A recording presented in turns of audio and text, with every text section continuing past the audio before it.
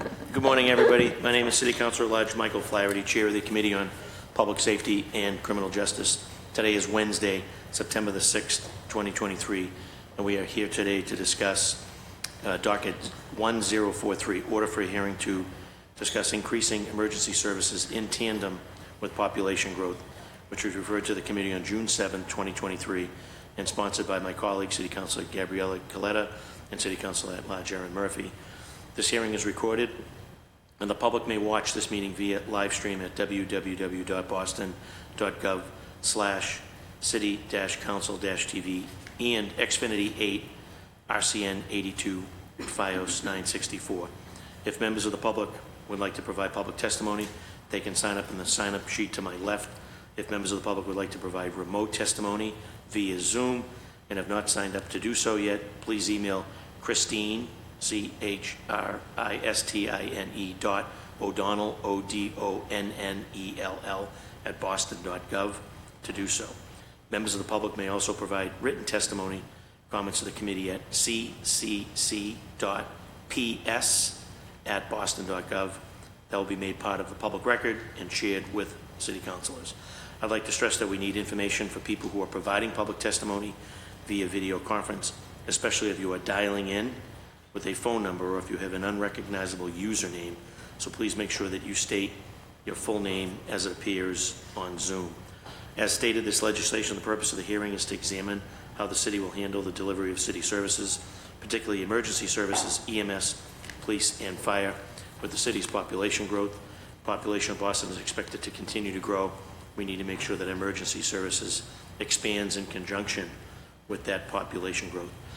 With us today, a very distinguished panel. We have a we have several chiefs, a commissioner, a deputy chief, and also another chief. We got chiefs, lots of chiefs, and a commissioner. So without further ado, we're going to wait. My apologies for running a little late and experiencing, I think, some of that population growth, folks back to school, transportation issues, changes of lanes, etc. So everywhere from High Park to Dorchester through my neighborhood in South Boston has been bumper to bumper. So without further ado, I'll allow the lead sponsors, my colleagues, to just give a brief opening statement in terms of the context of the hearing.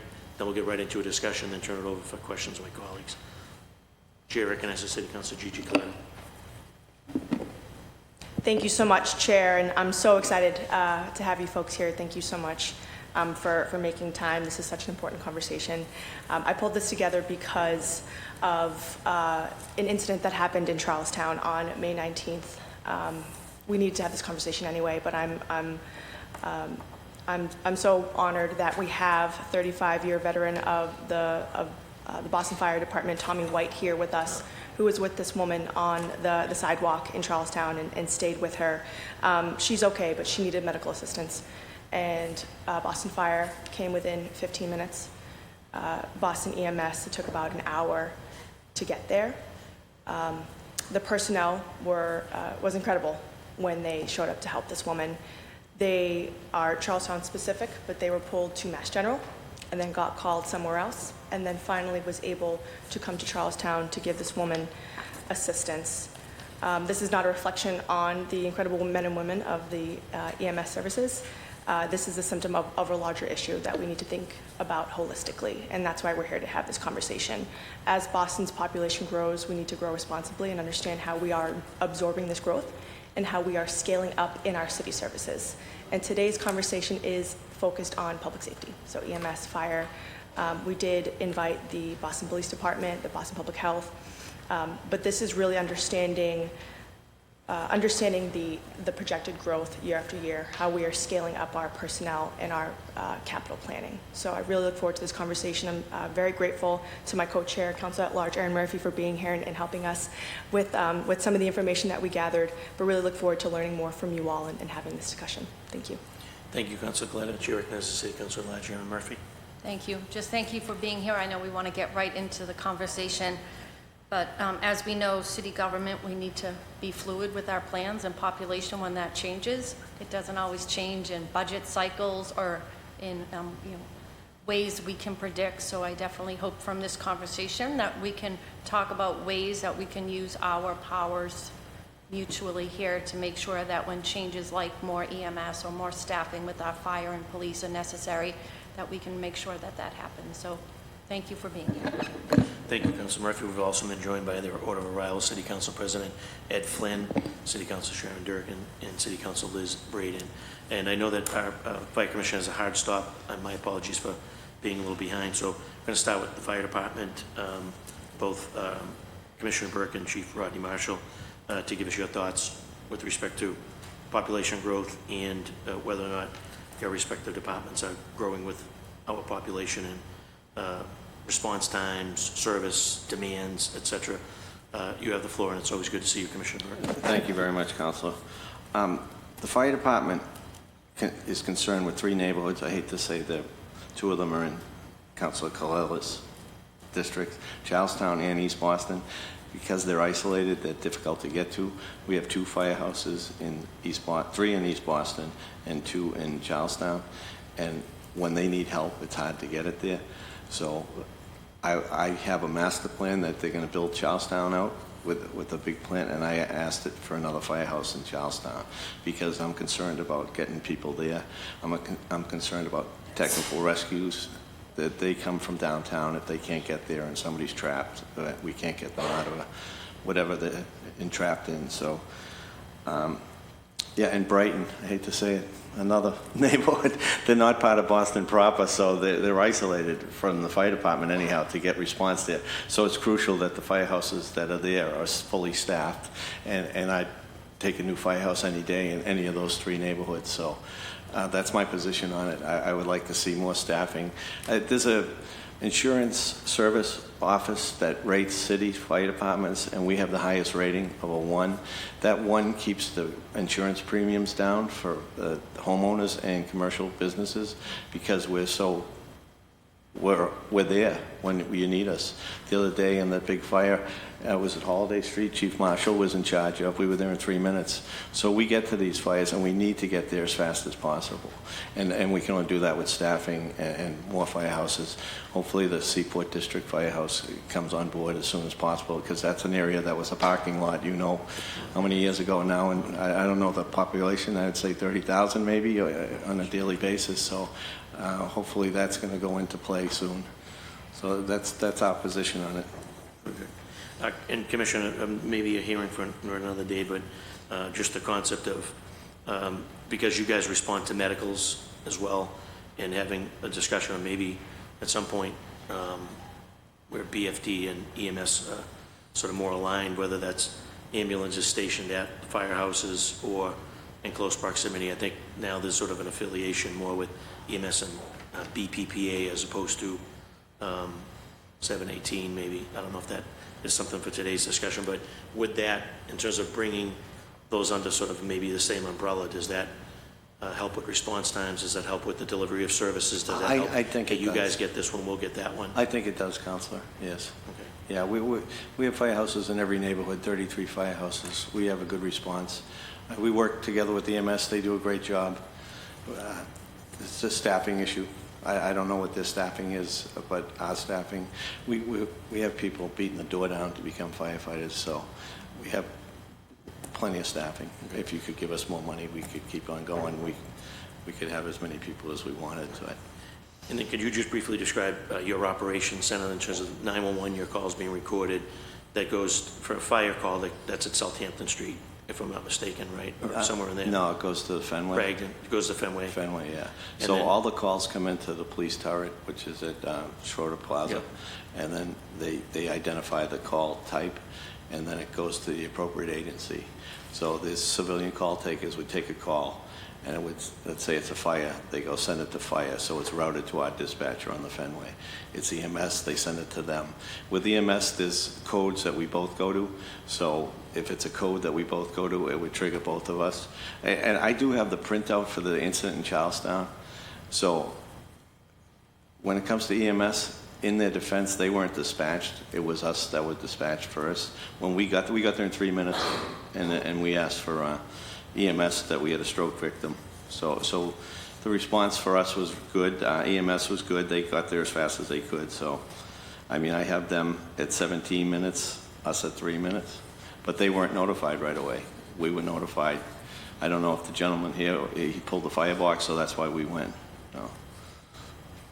Which obviously speaks to the importance still of the street fireboxes. Yeah, they're very important. They're relevant. Yeah, they're important in many ways, but also with the language barrier. If you can't communicate in English, you might not know to call 911. So you see that red box, you pull it, you get help without question in 3 to 4 minutes. Gotcha. To my colleagues, Councilor Coletta, any questions of the? I think just a Fire clarifying, thank you. I think just a clarifying point, and I expected to hear from the BPDA to talk about projection growth. I think after that I will have questions just about how we can scale up and make sure that you all have what you need in both our operating budget and capital budget. Tommy had his own incident. There were 2 separate incidents, but I think with Kelly's aunt, the one that you're describing, the box was pulled. 8 St. Martin Street? Yes, so Yes, the box that's the was one I pulled. have here, Yep, yes. Yep, but it was 2 separate incidents. Oh, there was? where, Okay. Where Tommy had his own Didn't know that. medical situation. Yeah. So, but in any event, I think that this, again, it's a timely conversation, and I do appreciate the move to get another facility in Charlestown, because it is so difficult to get there. It's a peninsula. East Boston is an island. Yeah. There's only 3 ways in and 3 ways out in Charlestown, and they're all under construction. Yeah. So it is so difficult for our residents to get the services that they need. And with Plan Charlestown, and I think we'll hear from the BPDA about the neighborhood needs analysis, this was the only time that we've understood where population is going to grow given a master planning process, and then looped in city departments to understand how best to serve those new residents that are coming in and the existing residents. So I look forward to the testimony from the BPDA, but thank you so much for your time, Mayor. Thank you, Chair. Next, Councilor Murphy. Just thank you for sharing that. One thing I'm hearing, and I know that's why we were hoping the police were here, is the 911 call center. It's severely understaffed, and many of us have been touring it and working with them and trying to figure out ways to be more creative, like we have been about hiring lifeguards and others. Like, how do we make that job more of a job people want to apply to, right, and keep? So I would never want it to be that we weren't able to answer. I do get calls into my office that there are people who have called 911 and it just rings and rings. So if we're not able to get you the call, then you're not able to dispatch her. So there's a chain here that we have to make sure that at every step we're supporting all of it all the way through. But thank you for being here. I appreciate on the short notice. I know we spoke yesterday, and we'll continue this conversation, but thank you. Commissioner, on that note, in addition to folks beating the door down to want to join the fire department, same can be said for your, I don't even know, there's a name for them. It's not 911 operators, but it's fire alarm Fire alarm. dispatchers, So I guess we'd like to know the secret sauce there, because we have to share that with police and EMS, because those departments struggling with retention, hiring, retiring. They don't even have a 4 and 2. So you get folks that are being ordered to work through the weekends, and stress levels, and can't even get into and begin to explain how bad it is over there. And we're also going to lose to other jurisdictions, and they may even jump to fire if they have the opportunity to do so. But so what is it about, I guess, fire alarm and best practices at fire alarm, particularly the employees of fire alarm and how they're treated? How can we transfer that to Schroeder Plaza for both BPD and EMS? I don't know much about Schroeder Plaza, but the fire alarm is members of 718, so they're paid at a different scale, I would assume, than what they pay at Schroeder Plaza. We don't have any staffing issues over there. We have, as of late, been taking overflow calls from the turret, so try to help them out. We take the calls and dispatch. We'll probably end up sending some of them calls back to the turret to get EMS or police, because we don't dispatch either of those 2 agencies, but we don't have any staffing problems. All I can say is they're a member of 718. I don't know what the civilian operators, what union they're in, what their salary is at the police turret, but I think it's beneficial to be in our union. And then maybe our job, obviously, is the legislative branch to sort of try to match that with what we're seeing with fire alarm and 718. It's not group 4, I'm assuming it's probably group 2, or is it group 1? I thought it was group 4. Okay. Yeah, I think it's group 4. Right, I mean, that could be maybe that could be the difference maker here to turn things around, and also, I'm assuming it's a 4 and 2. It is. Gotcha. That's correct. Which allows folks to have weekends, you know, like a regular flow of weekends, and they get to participate in Yeah, there's no family activities and whatever. mandatory overtime, if you will. It's all voluntary. I think that's a big difference with agencies that Yeah. force people to work as opposed to, do you want to work?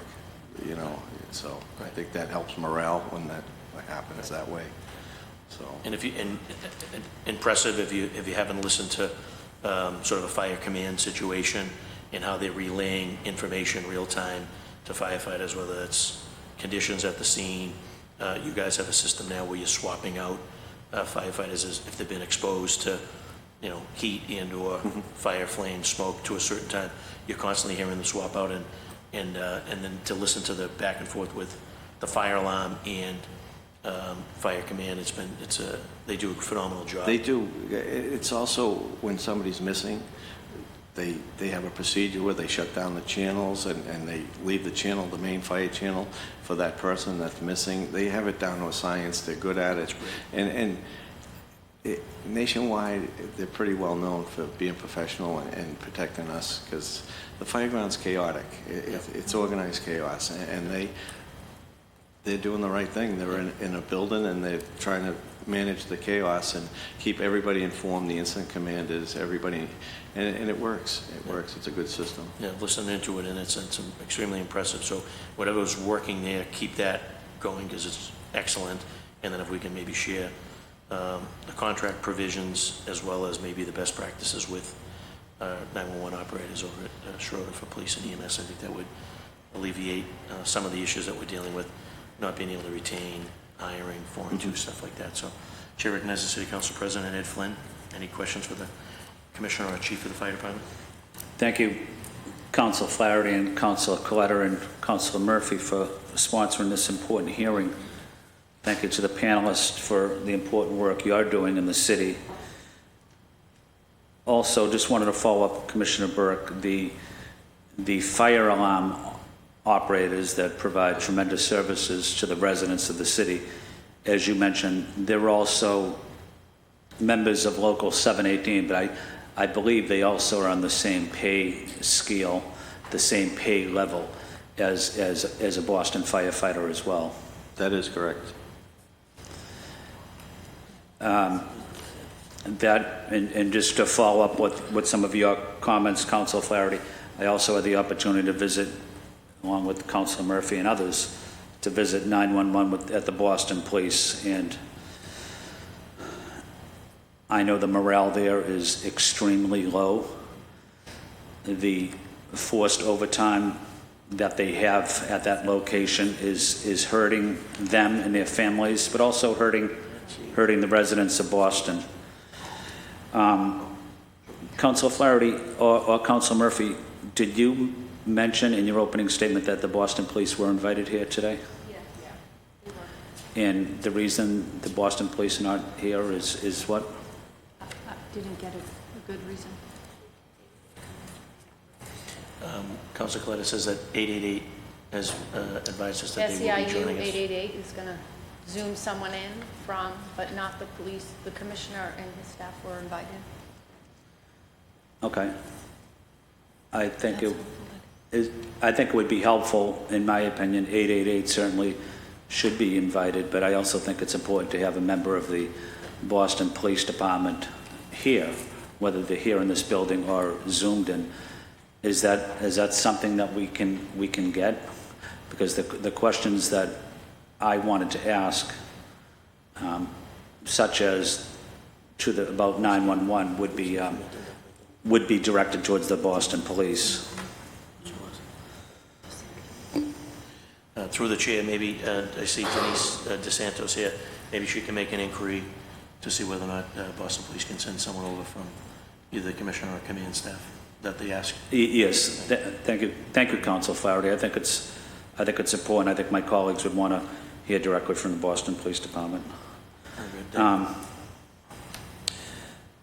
And Chief Woolley and Commissioner Burke, thank you again, and to Devin and the BPDA team. But BPDA was helpful in working with me and working with you, Councilor Flaherty, and the residents, and the mayor, but potentially locating a fire presence and a EMS presence in the South Boston waterfront.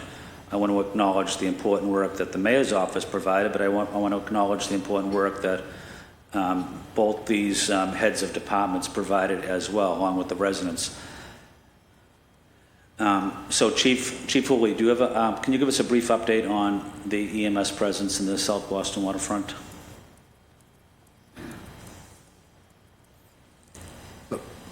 Morgan, morning, Mr. President, and members of the council. All I know is that the program is continuing. I know there was a site selection. Many sites have been evaluated over several years. I mean, going back to the mid-2000s, 2005, 2006, as that area just kept growing and growing, looking at either public-private partnerships, building on city property, building in tandem with a linkage type thing. They settled on a parcel that was down at the end of Dry Dock Ave, which was just big enough if they built a quarters above, garage below, and they did some studies on that. Capital Construction, BPDA, got together and worked on that. They did transfer that parcel to of land, I believe, was done through here to Boston Public Health Commission, and Capital Construction, I know, capital budget did have funding in there for design, the siting, and for other things on that. My understanding is it should be completed sometime in 2024, that it's some of the utility relocation stuff has already been figured out, and a few other things that were problematic at other sites. It's all I can say is I've been assured that it is moving forward, that it's incorporating a lot of green initiatives in the building, which is consistent with what the city was looking to do going forward. Also to take into account any potential for sea level rise as well too. The way they designed the bottom floor for runoff and scuppers type down the bill. Things that I'm not an architect, I'm not a builder, but I've been appraised of some of that. I know there's almost weekly updates going on with that project, so it is on track, sir. Thank you, Chief, and thank you for your leadership, Chief, on that project. Commissioner Burke, can I ask the same question to you about the fire presence in the South Boston waterfront? Well, I'm going to defer to the planning authority because he just told me that the proposal is moving along. They have a developer for the firehouse. Okay. He can give you more details on that. Yeah. Devin, you're on the hot seat. Yeah. Happy to jump in, and thank you, Councilor, for your leadership and the council's leadership on making this a reality. So, as you know, when we put out the RFP for 7 Channel Street, which is the BPDA-owned property in the Marine Park, we made it a requirement for all the bidders to include in their bid a proposal to include an engine company on the first floor to meet the fire department's growing need for services at the seaport. All bidders included that. We brought to our June board meeting a selection of Lincoln Properties and Quaker Lane Capital to be the developer of that site. We're still going through a term sheet discussion with them, and we need to have some more deep discussions with the fire department around their design needs. But the good news is we have a site, we have a developer, we have a plan to get there. So it's still a few years out before delivery, and this being a public-private partnership, a lot of the funds that are necessary to create this facility those expenses will be borne by the private developer. Thank you, Devin, and thank you to the fire department, the BPDA team, the EMS team. It's critical we have that public safety services in that community. Councilor Flaherty, I have no further questions other than to say thank you to everyone that's on the panel. But also one final point, Councilor Flaherty, the there's a lot of construction taking place along the L Street and Summer Street area. Just wanted to inform the Boston Police, the EMS team, the fire department, that a lot of those changes that are taking place, if it's pilot or permitted, might increase the amount of time that some of these emergency vehicles get to and from the Flynn Marine Terminal and in the park and other areas of South Boston and downtown. So let's acknowledge that it could at least be a couple of minutes for these trucks to get in and around this construction and this pilot program as well, Councilor. Thank you, Councilor Flaherty. Thank you, Council President. Chair recognizes City Council Sharon Durkin. Hi, this is one of my first hearings, so I'm really grateful to be here. Is this working? Yep, just keep talking. Oh, thank you. This is one of my first hearings, so I'm really grateful to be here. I'm really grateful to Fire and EMS and the BPDA for being here, and I'm really grateful to my colleagues, Councilor Coletta, Murphy, and Flaherty for convening this. I arguably, or I guess without a doubt, I've spent less time on these issues than the rest of my colleagues, so I'll let them lead the way. But I did have a couple questions about sort of Boston's aging population and what that means for EMS. And because obviously there is sort of the question of how many people, how much EMS services we should have for the population. But I wanted to ask sort of specifically for my district, what you guys are thinking about in terms of ratio and how the aging sort of population impacts what kind of services EMS needs to provide, and maybe sort of what level of support you all would need. And then my second question, which could be answered sort of in the same line, is EMS really truly the bottleneck, or are there other bottlenecks sort of in the hospital system that you guys are dealing with? Because obviously response time matters, but then, what people are dealing with when they get to the hospital also matters. So just curious your observations there.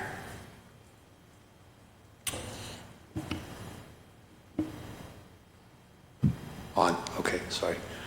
Good morning. Welcome to the council, and congratulations.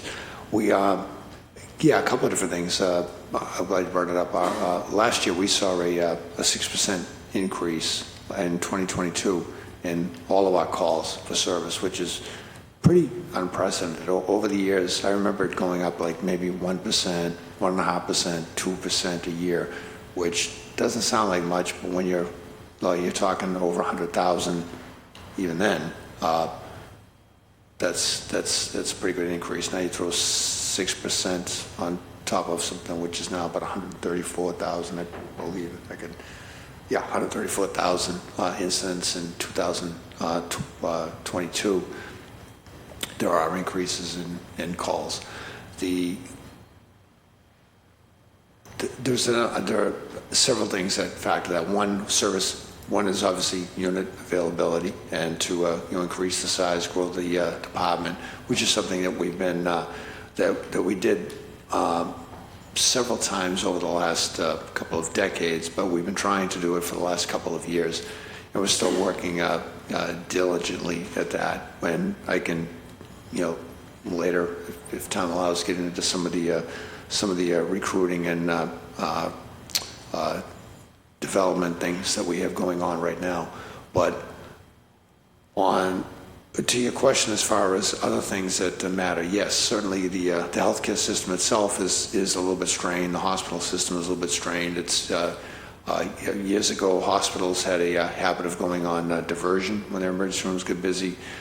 We actually helped to lead some of the efforts in the state, or certainly in this region, to really end that practice, because all that did was force patients to be transported to other facilities, maybe where they weren't even seen in the past, and so that added to some of their discomfort, but also it then just kind of shifted the load around, where we try to work out better plans for hospitals to better manage it. So right now, pretty much they only go on diversion if they really have something like maybe they have a report of a fire in the hospital, or they have CAT scanners down or something, right? But what we see more happening now is hospitals having significant delays, even at triage. It's one thing if we're bringing in somebody who's acutely ill, somebody who's like headed for an ICU, somebody who's heading for an operating room. You call ahead, you're on CMed, you can maybe even in conversation with the hospital on the way there, and they're received very quickly and move on into the system. But that's not the majority of patients. The majority of patients wind up getting transported to another, maybe a stretcher in a hospital. Some may even get sent out to waiting rooms or to down the halls to urgent cares, depending what's going on, and many, many more for psychiatric or other issues. So what happens there is you do encounter delays at hospital, which increases turnaround time. When we were looking at the BPDA, doing that study with them, a couple of different things. One, and just getting back using Charlestown as one case in point. We've been trying to make the case to get a second bay located in Charlestown so that we could locate another ambulance in Charlestown so that it wouldn't just be bringing what we call a zone impact truck from another place where we do have a garage we can change, maybe out of Roxbury or in some places, Mattapan, somewhere else where we have, or Jamaica Plain, where we have space to garage them, to actually run it out of there. We've been working with BPDA for several years on a development of the site where we are right now over in Sullivan Square, to have them increase that by in partnership, not dissimilar to what the fire commissioner was speaking to on a project development that would include a space for a core and shell where we could put a two-bay facility in there and do it so that we're not displaced from the site we're at now, to keep that ambulance over there now while we're doing that. But so that's one thing, is to get the additional resources over there. We also, some of the questions we did with the BPDA on our, through this, was looking at, even within 5 years, anticipating need, we're hopefully trying to find something on the other end of Charlestown, closer down towards the Navy Yard, closer down towards the North Washington Street Bridge area. One, because as we talked about the traffic congestion, transportation needs, or if there's further development at Bunker Hill College or other things. But some of the pressures that happen certainly on delivery of EMS services too, isn't just who's stationed in what neighborhood, because the units, when you're transporting, you don't transport somebody to a hospital in Charlestown. You have to transport them somewhere else, maybe Longwood, maybe even the VA if they're a veteran, right, up in West Roxbury. So the resources are either coming back from somewhere else, you have the resources nearby. When you look at some of your backup or next truck in, you're also dealing with the North Station area, which is booming, and development, Haymarket, TD Garden is, it's not just Bruin Celtics anymore, it's year round, right? And as we look at that in other parts of the city, similar to the Seaport, which is a booming area, we really do have to think about what we have to do to expand there. So even having another facility available in Charlestown, that would help reduce some of the demands on that Charlestown truck traveling back from Mass General, getting a call at North Station, which could occur. So that's some of the things in healthcare we have to look at on expansion. As far as when you spoke of age, that is also an interesting thing. I noticed on the BPDA thing, I know they do try to look at what the projected ages would be in different communities growing up. When you look at schools, we look, younger school, primary schools, high school, what have you, student care, everything that shifts with that, where we're going to see growth versus median age in neighborhoods. That is good. That is very, very good for planning purposes. It's good information for us to have when we're trying to place units, resources. fortunately, most of the hospitals in Boston are very good for serving adults and on up. One of the things that we really have to watch about is in communities where, I've seen other parts of the country where hospitals close, which, and I'm not saying this at all, but if you suddenly had impacts on, say, a Kearney or St. Elizabeth or something else, that'd be big holes to fill. And we've seen hospitals that have curtailed. We're seeing this out in Massachusetts now, where hospitals have cut back on maternity and obstetric services, which places not just a disproportionate need on their communities that they previously served, but ambulances are now taking you all the way to Worcester from some other place, and now you have to travel back. So those are all things that, looking at the way these studies go, really will help us to determine what our future and the projected needs are going to be, so that we can better serve communities. Really grateful for your time. Also wanted to ask about sort of large events. Obviously, my district has Fenway Park and TD Garden, and so you obviously touched on North Station sort of being a sort of hot area and booming. Curious, sort of what, and I know you're advocating for sort of there being an additional location so that some of those needs can be alleviated, but are sort of there are specific needs for events? Yes, and we do meet on a weekly basis with the special events group that the city has, and to look at really all the applications that come in. Some are, some may be small. They could be a block party, but they could be up to the Boston Marathon or different festivals, carnivals, Puerto Rican Day parades, you name it, right? And with that, we always try to put together plans for coverage. A lot of the entertainment complex, they do hire details now, which is good because again, it's more work, it's more responsibility to take on. But on the other hand, if they didn't do that, then if they're just the security, the premises were just calling 911 for anything and everything that happened in the facility, then that's resources in that neighborhood that are going to get tapped first. Or if something at the Esplanade. So what we want to do is always find out in advance so that we can give them a plan in advance what we believe that they need for coverage.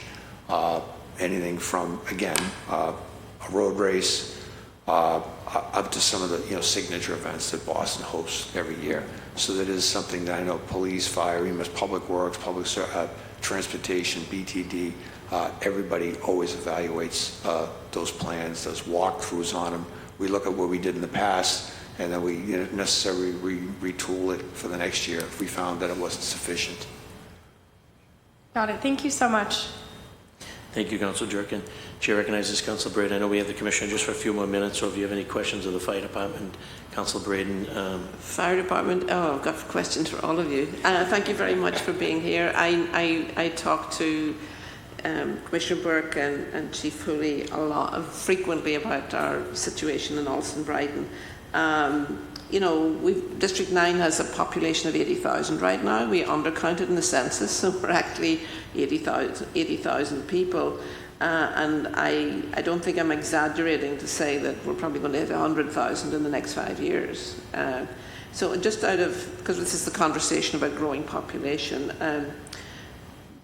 I think since Commissioner Burke, you're going to have to go in a second or a few minutes, but the hazmat facility, the training facility, it's not in Alston Brighton anymore.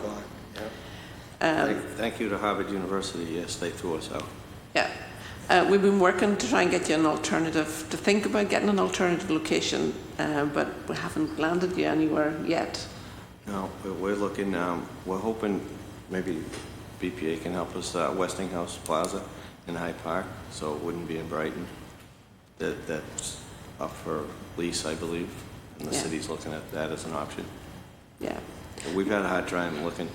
Again, I said it to you before, I wish we were in the planning when Harvard devised all these buildings and said, no, you can't kick them out, you have to keep them there. Or at a minimum, add another firehouse. because of Yeah. the amount of people that are added to that Yeah. neighborhood, so.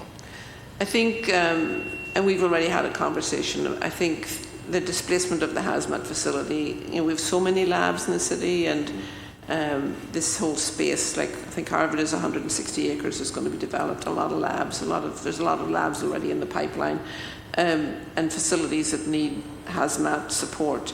So I think thinking about an additional firehouse in Alston Brighton is certainly something I want to work with you on.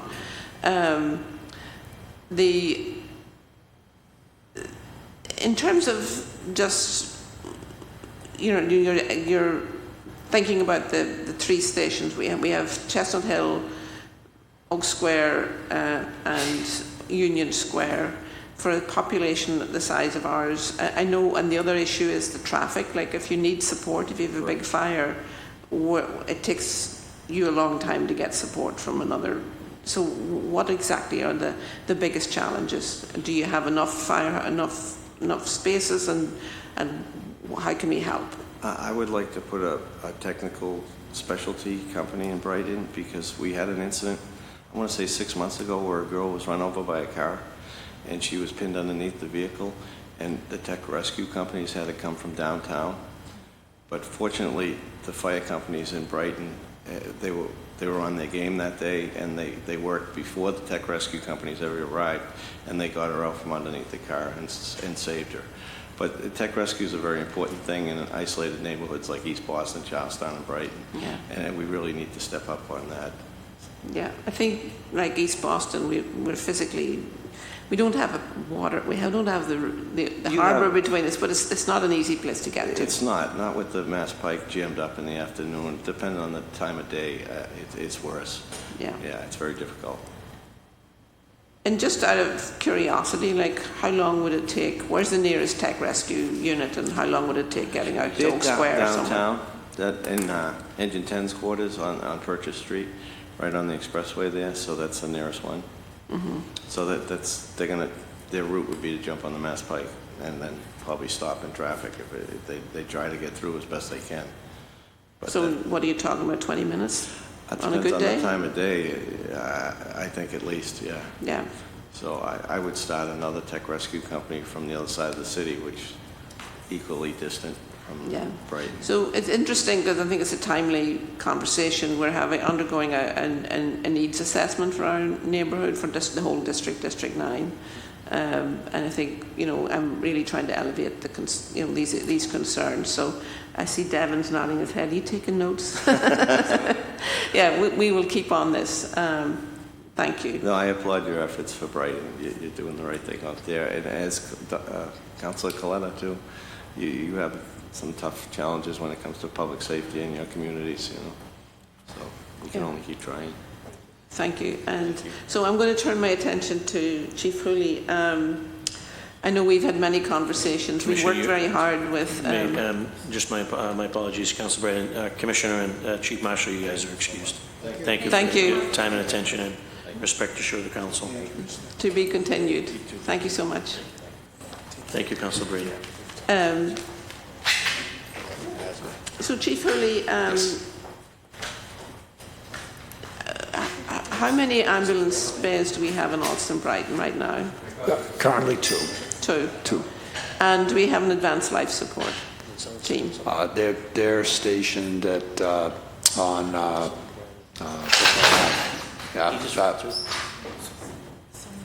Somebody needs. There's a puddle of water. We're getting somebody to fix it up. We may need your support. I was wondering. You're in the right Okay. place. Yeah. Good job. Okay. Okay, we'll get to it. So everybody turn. So you were saying, yeah. Yeah, paramedic 16 right now at by the Brookline Ave, by the Riverway. By the Riverway. So Goes to Charlestown. If there's an incident that requires advanced life support in, say, Oak Square, which is at the outer edge of Alston Brighton, how long does it take that ambulance to get out to the neighbourhood on a good day?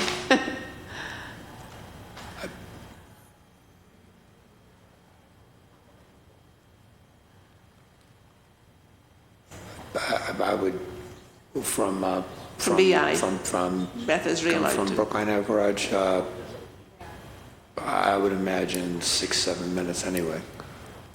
Maybe more. Yeah. I would have to. Yeah, no, I just am trying to make the point that, you know, it's just as in the fire tech rescue, it's a long way to come if there's a serious incident. And the reality is that you can't get there in probably 10 minutes is a more reasonable time. But, you know, I know the emergency vehicles can cut through traffic in a way that others can't. But I still think if it's a bad traffic time, it's not easy to get there. So in terms of, again, just like your colleague, the 2 bays, EMS bays in Alston are slated to be displaced. What's the plan there?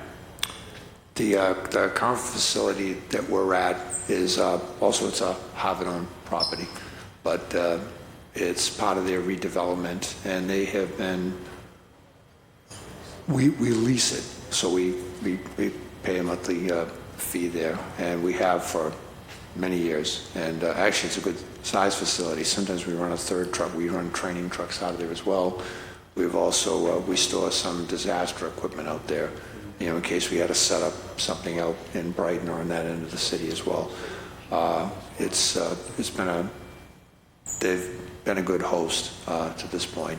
They did inform us that they are planning to raise that building, redevelop it. They said it's they're looking to put some small lab space in there that'll be available for they call it graduate labs, and the building can't be brought up to code because of for whatever reason. So they said the best plan is for them to raise it, rebuild it, but that they would include space back in the new space for us to be able to reoccupy it when done. They said that they do recognize our priority to keep resources in the area, and that they feel they have an obligation to help us with that.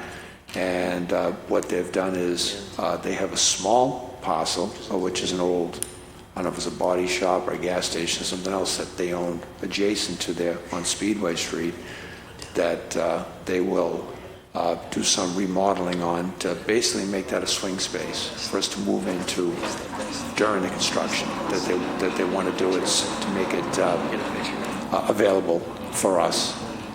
And we've had a couple of meetings with them since then. We've exchanged plans, dimensions, how big an ambulance is, how much space we require, crew space, locker space, what our needs are.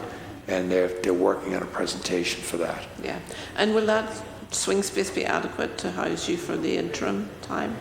I do, I do believe so. Yeah. I do believe so. Like I said, like in Charlestown, it was the idea of, well, just go find someplace else and we'll let you know when you can come back. I was like, no, that can't be acceptable. We don't have another alternative, and they're being good about understanding that. Yeah, and I know we also have a commitment from St. Elizabeth's Hospital to build two bays at their new garage. Mm-hmm. But I don't have a crystal ball, but I'm not anticipating that garage is going to be built anytime soon. So you're sort of in a dicey sort of situation with regard to your facilities. If in an ideal world, how many bays do you think we would need in Alston Brighton to serve a growing population of up to, 100,000 people? Well, ideally, I would like to, continue that partnership where we get that reasonable lease arrangement with Harvard, where we were able to maintain the presence in the Alston, not Harvard down that way, but also up in Brighton. Would still love to get something up on the St. Elizabeth campus. One, because a lot of our calls in Brighton do go to St. E's, and and if the unit's clearing, if there's any question of restocking or something else, it's a little bit easier because you don't necessarily have to travel back to the station down off of Western Ave to do that. It would be nice to have a second location in Brighton, and that's why that would give us 4, and the line, if you build it, they will come. But if we build it, it wouldn't be like, well, I'm going to give up one. No, we would fill it. We would move the active unit into it. So no, 3 for Brighton at a minimum would be nice. Would be nice. Three at a minimum. 3, yeah, but 4. But anywhere we always ask for 2, because again, with the idea towards expansion, sometimes we get something built and it's next thing you know, 25 years goes by and we're kind of like, damn, I wish we got something a little bit bigger, And Yeah. similarly to like out in West Roxbury with the new academy site that the city's been building for us out at Rivermore Street. They're rehabbing the second floor of the building out there where the archives are on the first floor and where the library's got holdings. But they added on a couple of ambulance bays out there, which will greatly help the needs in the West Roxbury, Rosendale, and even indirectly Hyde Park neighborhood. Because right now, the only 2 bays that we have are at the Faulkner Hospital, and currently the Rosendale ambulance, they sit outside of Rosendale Square when they're clear, but they have to shift change out of 201 River Street and travel back and forth. If we had the ability then to house ambulances in Faulkner, and soon, and by this winter, I'm told by December, we should be able to occupy out in West Roxbury. That we can relocate some trucks to spread it out, so we'll have that backup coverage or that zone impact coverage already in these areas, rather than at shift change having to rely on them coming from distant places to change crews. Yeah, it's a lot to juggle. Yes. So I think in terms of going forward and thinking about our district-wide master plan, the EMS and fire is going to be part of the conversation. We will continue to work with St. Elizabeth's to see if we can get. They have made a commitment. It's in a cooperation agreement with BPDA, so we hope that that will happen sooner rather than later. And we'll just watch that space and make sure that we have adequate resources on site and in Austin, Brighton. The advanced life support, is that always going to be based out of, is there any scenario in which you'd see an advanced life support ambulance located in district, out in Austin, Brighton? Yeah, certainly we could. This getting a location, getting a station would certainly be an important step, but also our ability to promote, train, and paramedics to staff it is then next. We're in the process now of doing a couple of paramedic promotion to fill for some vacancies from 2 retirements, and we're trying to build up some reserves in that rank. We've had a couple of people out on some long-term injury as well too. Can't really replace people who are injured because they're still on the payroll. Yeah. But it is nice to have some reserve people assigned, so we can have at least some spares on shifts. That would give us the ability to add extra ALS trucks to the complement. We're certainly looking to add extra BLS strips units to our complement, as the percentage of calls for service at that level typically goes up. There's way more of them. They're about 88% of the calls, but we still have to have the ALS units, and we should expand on that as well. Very good. Yes. Good. Thank you. I'll continue to work with you and Commissioner Burke and the BPDA folks to make sure we keep this on don't put it on the back burner. We have to keep this going. Thank you, Mr. Thank you, Councilor Braden. Now we're going to shift the focus to the BPDA, to Deputy Chief Devin Quirk, and also to Morgan McDaniel, Deputy Chief of Operations. And I guess to Councilor Coletta, the crux of this will be what? So for the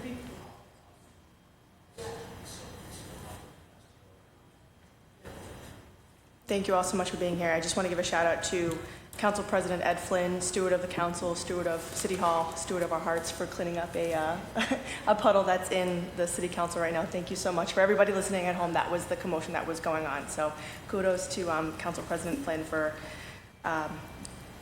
running into action and getting it done. So for the BPDA, I wanted to understand the projected population growths, right? The goal is 800,000 people. Yes. Yep. 800,000 people, so that's an additional 150 residents over the next couple of years. I think we're 7 years away. There's planning initiatives happening in East Boston. There's planning initiatives happening in Charlestown. One just wrapped in Mattapan. There was one in JP Rocks a long time ago. So quantifying how much we've grown in the last 10 years, I'm curious to know, given the projects that have been approved in the last couple of years, including Suffolk Downs with 10,000 units of housing, and everything else that's in the pipeline, both in the ZBA pipeline and the BPDA Article 80 pipeline, how we're scaling, and then also how you're connecting with these departments. What is the process? And from there, we'd like to identify any gaps and hear about the neighborhood needs analysis as a potential model moving forward on how we can make sure that we're bringing everybody to the table and making sure that city services matches up with the city as we grow. That's a great question, Councillor. Thank you very much. So I'll start with the 800,000 number. So that's a demographic projection for where Boston is likely to reach by 2050. So we still have some time to go before we get there, but that's based on, we're lucky to have both economists and demographers on staff in our research team, based on existing census data, trends in growth over the past several years, and then projecting that forward with immigration rates, job creation rates, housing growth rates, household formation rates, the size of households, et cetera. The team projects that we should reach 800,000 people by 2050 or so, and we need to be planning for that. And that's something that the Wu administration has directed the BPDA team to do in a comprehensive fashion, much in the way that is being discussed here. A couple of quick points I just wanted to make that support that. One, I think it's important to recognize that Arthur Jemison was hired not just as the director of the BPDA, but as the first chief of planning for the entire city of Boston. And that reflects the administration's goal of making planning not just a land use BPDA function, but a cross-departmental, cross-cabinet, fully service integrated function. Secondly, in his role as chief of planning, Chief Jemison now chairs the Planning Advisory Council, which is a group of cabinet chiefs responsible for the built environment in Boston that comes together on a regular basis to talk about planning issues in a planning context, look forward to the future, make sure our plans in different cabinets are all coordinated, and then perhaps most importantly, make sure those plans actually result in real-world investments in our neighborhoods that benefit Bostonians. In the BPDA itself, we're continuing to lean into this comprehensive planning function. You've heard both in your district in Plan Charlestown and Councilor Breeden's district, it's already been referenced, the Alston Brighton Needs Assessment. These reflect our move to restructure the planning team to be not just land use planning, but a more comprehensive planning function for the city that takes into account city services, programmatic needs, infrastructure needs, et cetera.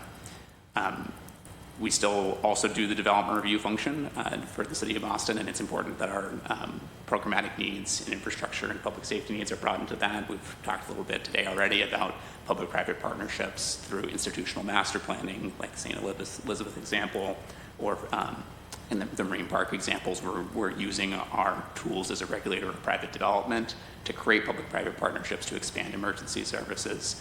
And then finally, the BPDA is a major landowner in Boston, and we are very, very committed to using public land for public good and finding those opportunities to locate needed services, whether that's housing, affordable housing, supportive housing, emergency services, libraries, you name it. We want to find opportunities. We have plenty of examples of where we're leaning forward with the help of the operations cabinet to make these, and the budget office, to make these real realities for the city. So I'm happy to answer more questions, but at a surface level, that's how we're bringing the comprehensive planning together. Thank you, Devin. And so in sort of the spirit of that evaluation, thoughts are given to fire departments, police departments, EMS department in terms of stations and Yeah. coverage and all that stuff? And then is that included in sort of the overall plan, as if we continue to grow in this particular neighborhood, we need to add a police station, a fire station, EMS headquarters? Okay. And I think a great example of that is our work recently in Plan Charlestown. We're releasing an update to Plan Charlestown today. That plan includes 80 pages of a comprehensive community needs assessment for service growth across the neighborhood, and there's a whole chapter on emergency services. And that plan recommends things that you've already heard discussed today, the immediate expansion, the immediate need for a second EMS bay in Charlestown, and perhaps as Charlestown grows, the potential need for a third. The number one recommendation in the fire service category, something that Commissioner Burke already mentioned, is the need to have the companies that are stationed in Charlestown to be trained in tech rescue. I think it says something about the way that we're doing comprehensive planning, that me as a representative of the BPDA, I'm here and I'm informed on those issues, that's not something that we've done in the past, where we go to the depth in a neighborhood plan to know, hey, a priority for growth in this neighborhood is something to the level of tech rescue training for our engine companies in Charlestown. That's something I think we're proud of. We need to keep expanding our scope to be able to do that in other neighborhoods. And that includes our colleges, universities, our hospitals, our institutional growth, labs, sort of life science, the STEM growth as well. So, Absolutely. Okay. The Alston Brighton Needs Assessment is a direct result of the Harvard Enterprise Research Campus expansion, and that it's fully funded by the ERC project. So there's opportunities to not just deliver the services, but also help pay for those studies and those services through the growth of Boston. Sure. Any questions? I do, yeah. And so thank you for that. And taking it from the page into real life, right, those 80 pages, what does that look like on your end, Morgan? I know that you're from the operations cabinet, you have facilities, right? You can talk about capital planning, but because we know that we need another fire station in Charlestown, because we know we need another ambulance bay, and we can anticipate folks coming in. This is our goal, right, is to be able to, again, absorb this growth. So what are the conversations like now, and then what is the timetable moving forward, and if you can have specific years of what this will look like moving forward. And then also, clearly, the City of Boston needs neighborhood needs analysis in every single neighborhood. Is there a commitment to make that a reality in the next coming years? Sure. So for the record, my name is Morgan McDaniel. I'm the Deputy Chief of Operations, working with Chief Dion Irish. Operations Cabinet covers inspectional services, Public Facilities Department, which builds our capital facilities, and property management. You saw a few of my colleagues coming in to help deal with our spill. So we are working very closely with the city departments that have facilities that they manage, and the Finance Cabinet to make sure that we're thinking strategically and holistically about the city's capital needs. I think the Planning Advisory Council that Devin spoke to is really exciting and really important as a shift in how we're doing this work. Typically the way the city has approached capital planning is requests come from departments for new capital facilities, for major renovations, and obviously our public safety departments are very well informed on their own needs and where they see that new facilities and new resources might be needed. But that forward-looking piece of this is where, integrating, this is where we see new growth happening, the neighborhoods where we see that, there's going to be an influx of population. So we're not just responding to where growth is, but predicting where it will be in the future and being able to get ahead of that so that we'll have that added capacity when that growth actually occurs is a real game changer, and we're really, really excited about it. I think in terms of the mechanics of how things get into the capital plan, Plan Charlestown is sort of our pilot for thinking about things in this way. And typically we're working through what it's actually going to look like, but the Planning Advisory Council includes BPDA, Chief Yasha Franklin Hodge from Transportation, Arts and Culture, Chief Irish from Operations, Chief Grauffenberger from the Finance Cabinet, so that we have everyone in the room to understand this is what our priority is, this is where investment is going to be going, so we need to be making the capital investments to support that. So rather than the purely bottom-up approach of these departments are requesting these investments, and that's what we consider. We can consider a top-down approach of this is what our future needs will be as a city, and therefore we'll set our priorities in that direction. Obviously with input from the departments themselves so that we can make sure that we're taking into account everybody's needs. I think at this time, I can't give you specific dates of when investments are going to be made in Charlestown, unfortunately, but we'd be happy to follow up as that plan gets put into operation. If I may, one thing I want to jump in and underscore is the importance of the Planning Advisory Councils, its role in implementation, the fact that it isn't just the planning cabinets, it's also the finance cabinet and the operations cabinet that are responsible for funding and executing some of these facilities improvements and expansions. As an example of how that commitment is going to unfold in neighborhoods like Charlestown, one of the things that's discussed in the plan was discussed at our most recent Planning Advisory Council meeting was the fact that we do have substantial community casino mitigation funds that are targeted for Charlestown from the Encore Casino.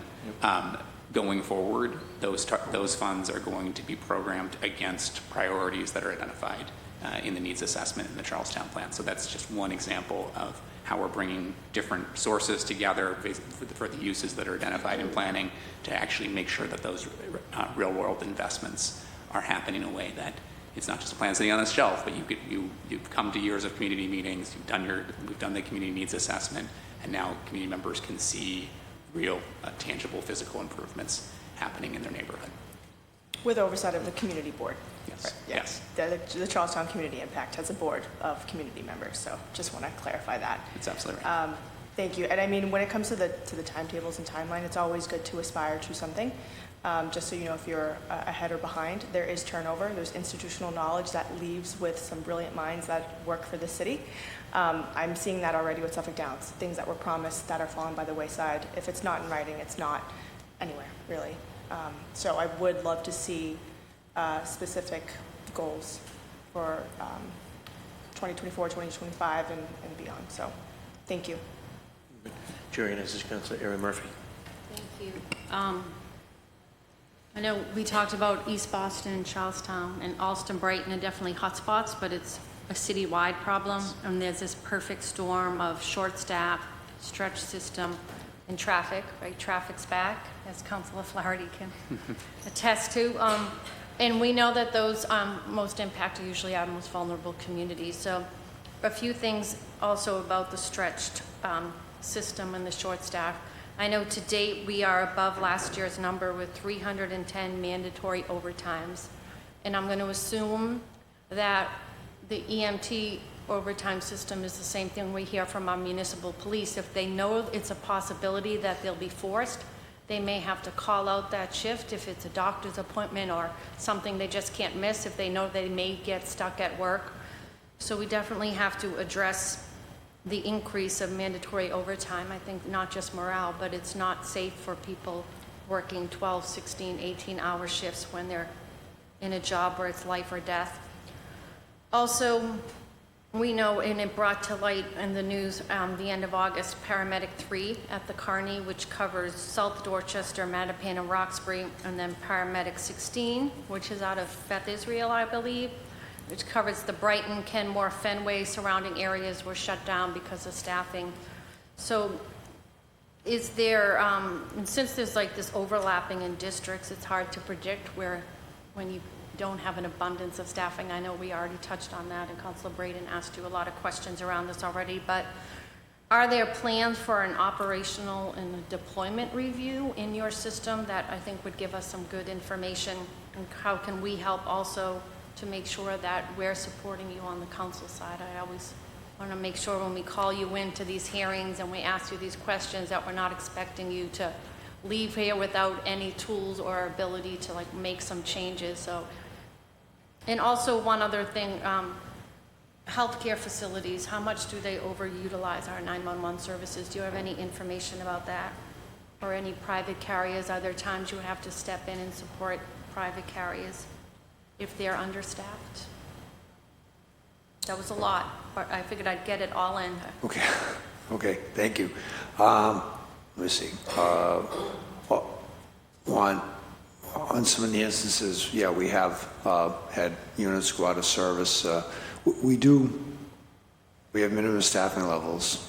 We call pre-book overtime in advance, especially if we know we have vacancies, scheduled ones, vacations, or someone's on FMLA or something else going on. People wind up on, either military leave or anything else, so you try to fill those in advance. For the most part, more often than not, that's successful. And some of the pools, whether it's on different shifts or in some of the positions, sometimes that can get tricky, particularly if you do get maybe somebody out sick that you did not anticipate, or if somebody got injured maybe the night before or something happened and they're not able to return the next day. So some of the things aren't forecasted, aren't foreseen, and some of them are. And occasionally someone even leaves, has to go home for maybe personal emergency, what have you. And in a case like that, we do make every effort to fill it. If we have somebody on another assignment somewhere that we can bump back out to the field, we'll do that. And if not, we make efforts to get somebody from the next shift to come in as soon as we can. So we don't just, throw our hands up and say, oh, well, we do work to close that gap as soon as we can. And we do regularly have to redeploy and shift units around, and sometimes that's based on the time of day, or that's just based on where we see the calls are or where you see unit availability. If it's particularly getting thinner in Jamaica Plain, Hyde Park, Rosendale, Whitewood, then we might move some resources up from somewhere else out to help try to stage somebody in the gap to cover there, or vice versa. Similar as we did, we really tried to practice more in a all summer with East Boston because we wanted to make sure that we could get patients out of East Boston and evacuated in. So we really tried to work on a lot of different details there, getting notification from the bridge tenders if they're going to be opening bridges, finding out if there's going to be any impact on the other roads, or with the state police redirecting traffic for any other reason. If a patient were extremely critical, to make sure we get word to the state police to help pull traffic at the portal of the tunnel so we could get in sooner, quicker if there was any delays. That's sort of a dynamic process that goes on like all the time, or if a unit's tied up at a hospital because they brought in multiple patients, and then that hospital's backed up. So we often are forced to try to shift units around that when they do become available. So it is kind of dynamic. It's hard to completely automate that. We've been in the past, we did look at some systems like that, but that they're not always reliable to do so. On the I'm trying to remember what else was there. I know. Just, is there a plan to have a deep operational and deployment review to see how, I know with 911, if they were here, we've talked to them about really looking at changing the way we staff, or just is there plans on doing that and hearing from the union and others to help? Oh, sure. That? Well, from even just from a more of a strategic level, we have been looking to add units to shifts, both BLS and ALS. A lot of that is contingent on us meeting our staffing and recruiting and development needs. I'll give you just a real quick update on that, if I may.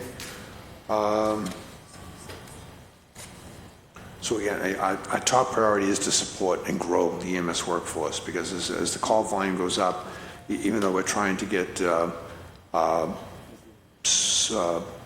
get to some of the other things we're trying to do about the demand, but trying to grow the workforce to help lessen the need requirement for not just mandatory overtime, but even just overtime in general, realizing that's although some people like the extra money, it's also they'd rather, you know, maybe be able to get an extra day off, and I certainly understand that.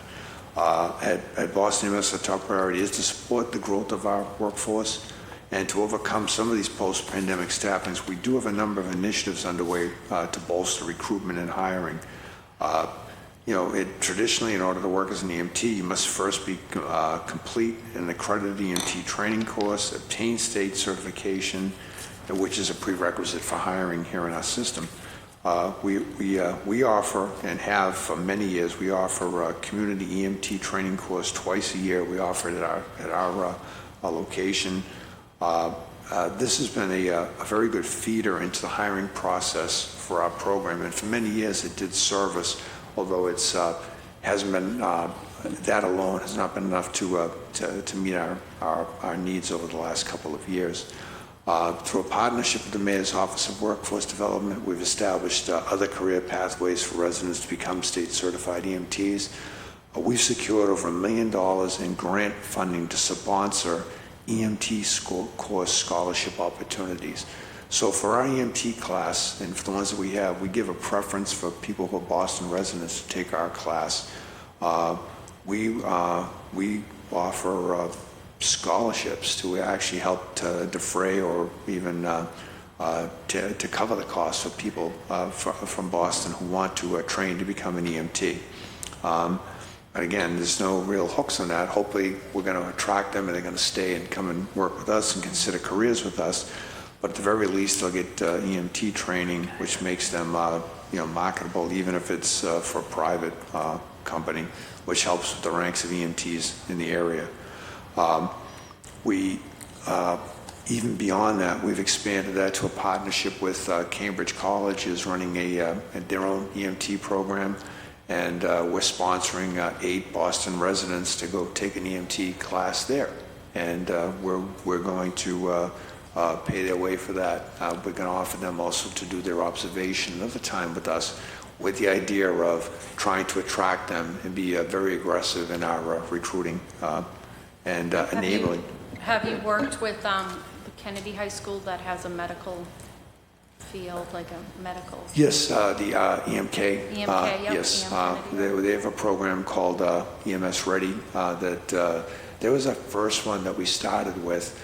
They actually, so we come in and we do some of the teaching in there, and we do the teaching in there on for CPR. We assist that with stop the bleed, stroke recognition, and a few other things that are vital, just good skills for, I'd say, any high school student to have. And those are the things we're trying to expand anywhere. Beyond that, at EMK, where they have a Health Careers Academy focus, they also, we have had students from that come into our EMT program, and we found out had sponsored a program with where they were in an EMT class in the past, using, I think, Mass Bay Community College in the past. So we want them to partner with us, and we have been working with them, and they've been a pretty good partner for that. We're beginning with Codman Academy as well this year. They're starting an EMS Ready program, which will include EMS. They do a lot of training out at Common Health Center for people looking to get careers in medicine. But we're trying to draw them in for EMT. We're also doing a program this year with English High. We did have a graduate from there who is enrolled in our EMT class now this year. And hopefully 6 months from now, they'll be able to apply to become a recruit with us. We have an EMT recruit class going on right now that's scheduled for graduation in September 12th, I believe it is. And you all should be getting invitations for that. It's a small one. I think there's about 14 people on that. But on the class that we're currently trying to seed right now, we have 35 potential recruits who have accepted conditional job offers. They're going through physicals, COREs, drug testing, and other pre-screening prior to taking a recruit class, which will be starting up, I believe, in October. Trying to remember this year. So we'll be starting another 35 to try to expand the ranks. We currently are doing a promotional process. We're giving dates for that for 4 people to move on into the paramedic rank, which will help us to fill some of those vacancies there. And then after that, we'll be running regular exams for that as well too. We've just promoted 3 EMTs to captains, and they're all being assigned to training divisions with the idea of recruiting, developing. So there's definitely a focus on recruiting and retaining, which That is and great to development hear, and building up at all levels of the department. yeah. One just last quick yes. thing. I know we had a hearing a little while ago about the diverting the 911 calls and getting it to the mental health lines, which I Yes. think is great. But with the overdoses on the rise, do you see more calls based on those? Is there a correlation between that and calls into your system? I'd say overall, citywide, there's a slight increase over last year, which is, not comforting at all to see any kind of increase. Would love to see that we've peaked and come down as a society, as a city, what have you. But we're still dealing with probably similar numbers of calls for narcotic-related illness and people being treated with Narcan. One thing we are seeing more people treated with Narcan prior to our arrival, but that's thanks to the efforts from groups that have trained a lot of friends, family, bystanders, people who have somebody at home who's suffering from addiction, and so so we've seen more reversals in that sense. And the police and fire, outreach workers, so many people carry Narcan now, which is good. But just real quick to give you an update on the some of the new programs on the telebest, the diversion, which does help the 911 system because those are ambulances that we don't necessarily have tied up, trying to sort out some of those calls for a while.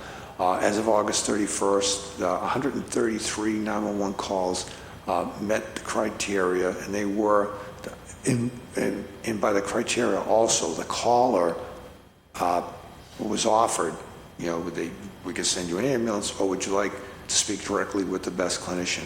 133 people as of August 31st did opt to get plugged in with the clinician, and we've expanded that now to 24 hours a day. We've been able to transfer the person in, get the clinician on the line, and it's a warm handoff. We don't just say, hey, someone will call you. We get them over there.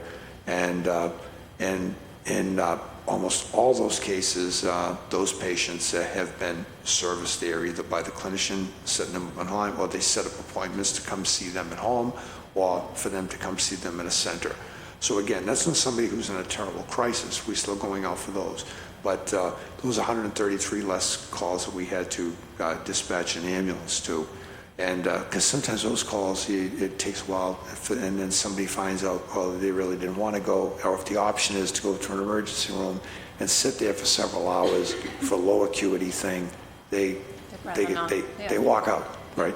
So but that's served them. The second phase, we have hired a clinician who works with us. We only have one right now. We're looking to hire at least one more.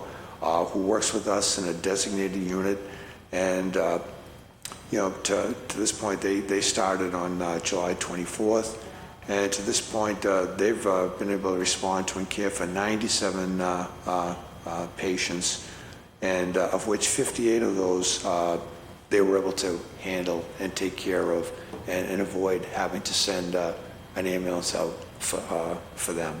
And again, that's purely volunteer. No one's told, hey, you don't meet the criteria for an ambulance. We kind of give you the option. And in those cases, many of those folks are more happy with this service we've been able to offer. So yes, those are some of the things we're trying to do to manage that. And on the healthcare facilities, that is something we are seriously trying to address. We've met with them in the past. We're going to be meeting with a lot of them. There's 25 major health centers and health clinics, community health centers, and they do a great job of seeing a lot of people for primary care and other things. But there are times a day where if it gets near closing, whatever, we do seem to get more and more calls from them when maybe they're getting ready to cut back services. East Boston Neighborhood Health Center is building basically a mental health unit as well. We were over there when they were showing off their renovations. We went over to see their new CT scanner and a few other things this summer, and we're meeting with them to see if we could possibly bring some of the lower acuity patients there as well too. They have to staff up to do that, and they are looking to do that as well. Again, this isn't to give anybody any less service. It's a lot of those questions came up this summer. We were anticipating the summer closure. Couldn't we bring more patients there? But unfortunately, there were some days this summer when East Boston Neighborhood Health would call us maybe up to 12 times a day to come and take a patient out of there to the hospital. So we kind of relying on each other, but right now they're relying more on us than the other way around. So, but we're not giving up on that because we know we have next summer to plan for. Yeah, there'll be another. Thank you. Thank you very much. We're going to shift gears. We have some folks on Zoom, one of whom, Anthony Landry, Political Director for SAIU, is supposed to join as a panelist. So we're going to go to Anthony, and then there's some public testimony. Folks have been waiting very patiently. We also, the committee has a hard stop at 1, so just want to make sure we get everything in. And if there's anyone here wishing to offer public testimony, you may do so now, please, by just going to the podium and just keep it within, say, 2 to 3 minutes. Go ahead, you got the floor. I know you, but introduce yourself, Mr. Provenzano, for the record. And any affiliation that you have, and you have the floor. My name is John Provenzano, South Boston resident my whole life. To me, the safety meetings are one of the most important meetings to have at this council, and I'm kind of upset. I'd like to keep humor in this whole thing, but I want all the councilors here when these meetings are happening. Council President mentioned the Boston Police. The Boston Police, the fire department, they're stretched as far as you could go. And maybe that's why the commissioner of police department wasn't here. But I'm upset because this whole summer has been like a morgue in this place. I could name and I'm not going to name the councilors that are here 6 and 7 days a week, but there's a lot of the councilors that aren't here, and they haven't been here.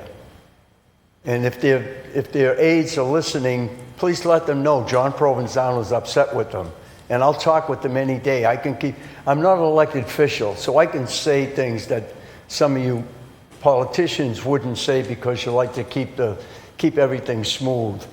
But I'm upset. And I'm going to mention, if I could, just a couple of the safety concerns that I'm concerned about. This gentleman here, this commissioner, I've worked with him. I know what they do. They do an excellent job with the EMS.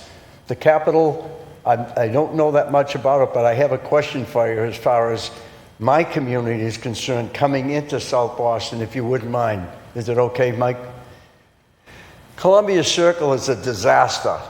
And if we could get the department heads of maybe the state police just from 7 in the morning to 10 in the morning to shut down Columbia Circle exit. So all the people that are going in downtown, working in downtown, don't come through South Boston. They come down Day Boulevard and they zoom up, and my council president has been trying to get the speed limit lowered. Zoom up L Street at 40 miles an hour. His parents can't cross the street trying to go to the shopping, just to get some shopping done. The elderly people at 4th and 5th and L Street can't cross the street just to go in and get a cup of coffee. If something could be done with that, and I'll work with the state police, if we could just, even from 7 to 10 in the morning, you would cut down the traffic coming through South Boston in half.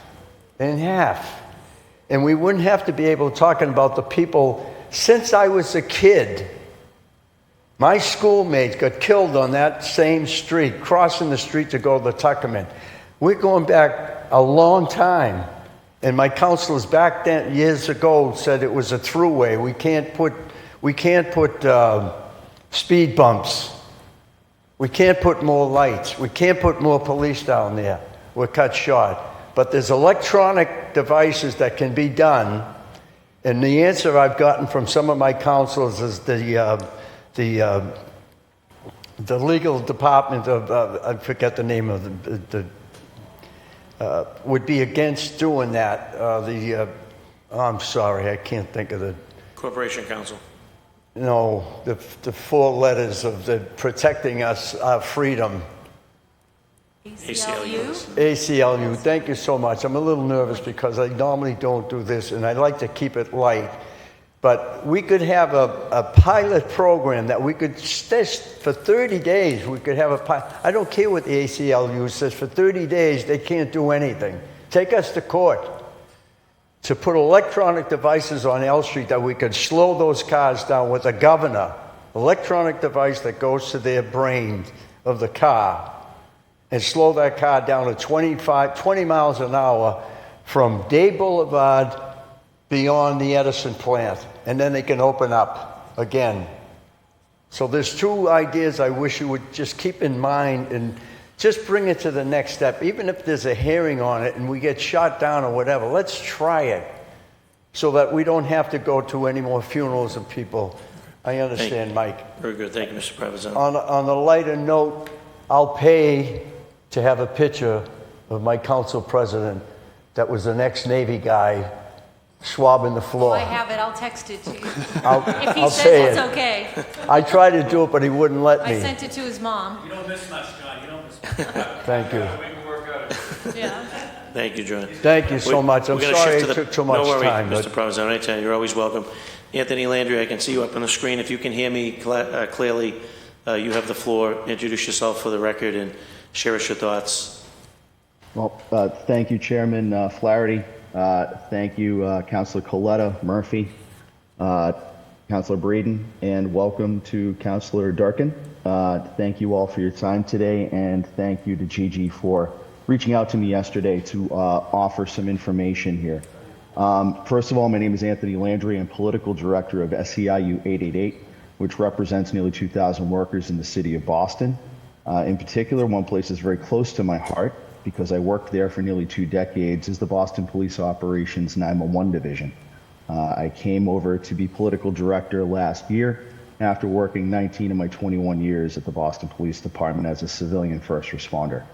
I'm also the director and coordinator of the Commonwealth 911 Peer Support Team, which provides crisis intervention services to 911 civilian personnel, not only in Boston, but now across the state because the demand for this is so high. And I'm also proud to say that I'm on the board of directors for the Mass State Peer Support Network. I've been hearing quite a few of you mention the crisis in Boston 911, and I really appreciate you folks taking the time to do that. We are dealing with a beyond haggard group of people up there. We're still at a point where we're not getting enough people in.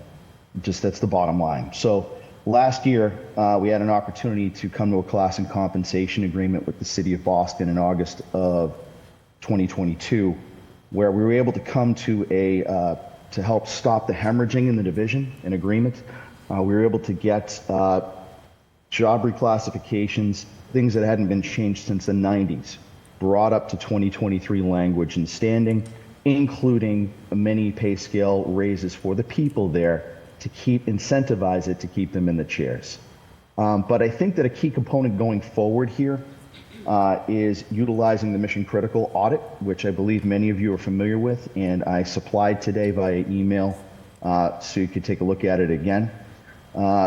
In that, it documented the 35,000 missed calls by Boston Emergency Services at our 911 division. And the audit also provides the city with a clear pathway towards rectifying the situation in the division by creating career ladders for the civilian workers, because currently the managerial roles there are not in the best practices of the nation, which the audit covered. It currently has captains, lieutenants, and sergeants in the division overseeing the civilian staff. So given the light of police shortages, it would be a natural segue to handle two things. To be able to create a career ladder for the civilians in operations, the people that have been there long enough to move on up in their positions of expertise, and have the officers in the field where they're needed. Apparently, part of that class and compensation as well last year, many of the components of that have not been fulfilled yet. One of it is the multilingual employees. We were trying to reward them for, instead of using the language line, which we've utilized for people who speak other languages other than English, we've utilized that to help with translation services for people in need. But what that does create is a time gap, which could increase the time from 90 seconds to sometimes 5-6 minutes. So with the city and the class and compensation agreement to incentivize it for employees of a diverse background, we came up with a multilingual stipend. And it has been over a year, and we have not heard a single thing back in regards to that. So if we're still talking about what we need to get right in 2022, I think that that's going to help propel us to anticipate what we're going to need 10 years from now, which is the point of the discussion today. Part of that agreement, we'd also like to thank Mayor Wu for signing the executive order recognizing Boston 911 emergency telecommunicators as public safety first responders. This recognition is more than just ceremonial. It shows that there is starting to be a true understanding of the evolution of the job and the changes in duties. It's an awareness that we need to bring these classifications into the 21st century and reward these personnel to help them with resources that they need to get through to the next shift, which we all know the next shift could be immediately following their first right now. One of the other things was we're not able to reach the 85% staffing right now. We had a 3-year residency waiver in place for these personnel that if they hit the 85% mark of staffing, what Chairperson Flaherty mentioned for the 4 and 2 schedule, that would kick in.